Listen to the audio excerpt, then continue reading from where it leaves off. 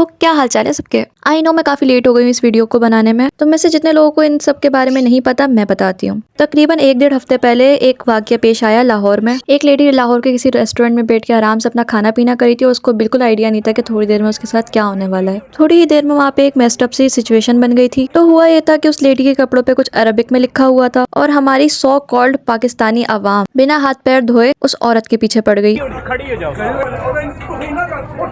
बिना ये जाने कि उसके कपड़ों पे क्या लिखा हुआ है। हमारी आवाम पागल हो गई और उस औरत को धमकाने लग गई, सर तन से जुदा के नारे लगने लग गए। लेकिन क्या वाकई में उसके कपड़ों पे कोई कुरानी आयत लिखी हुई थी? और सिंपली इसका जवाब है नहीं, उसके कपड़ों पे सिर्फ हलवा लिखा हुआ था। और मुझे हैरत तो इस बात पे है कि हमें यहाँ बैठी ऑडियंस को अच्छी तरीके से दिख रहा है कि इस पर हलवा लिखा हुआ है, लेकिन मेरे ख्याल से वहाँ जो लाइव वहाँ पे आवाम मौजूद थी वो शायद अंधी थी। उस औरत को थोड़ी ही देर में इतना ज्यादा डरा दिया गया, जैसे कि आप अपने स्क्रीन पे देख सकते हैं।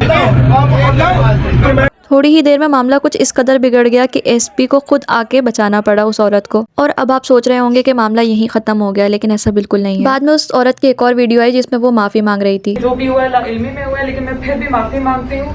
अब सोचने वाली बात यह कि माफी किस बात पे मंगवाई जाए थी, इसलिए कि वो उस रेस्टोरेंट में गई या इसलिए कि उसके कपड़ों पे हलवा लिखा हुआ था। By the way halwa which means halwa यानी अरबिक में इसका मतलब है ब्यूटीफुल या स्वीट। अब मुझे ये बिल्कुल भी समझ में नहीं आ रहा कि इसमें ऐसा क्या था कि उस लड़की से माफी मंगवाई गई, बजाय इसके कि वहाँ पर मौजूद जो आदमी उसको हैरेस कर रहे थे उनको गिरफ्तार किया जाए, उस लड़की से माफी मंगवाई गई। आयत के नाम पे इतने जुनून में आके उस लड़की से माफी मंगवाने वाले लोग, शायद ये लोग आंखें बंद कर लेते हैं उस वक्त जब हमारे कुरान हमारी आयतों की बेहुरमती हो रही हो किसी मूवी में या किसी और जगह। फॉर एग्जाम्पल इस मूवी का पोस्टर ही देख लें। क्या किसी ने इस पे ऑब्जेक्शन किया? क्या किसी ने नारे लगाए सर तन से जुदा के? नहीं, क्योंकि हमारी आवाम को अपने से कमजोर पर ही आवाज उठानी आती है बस।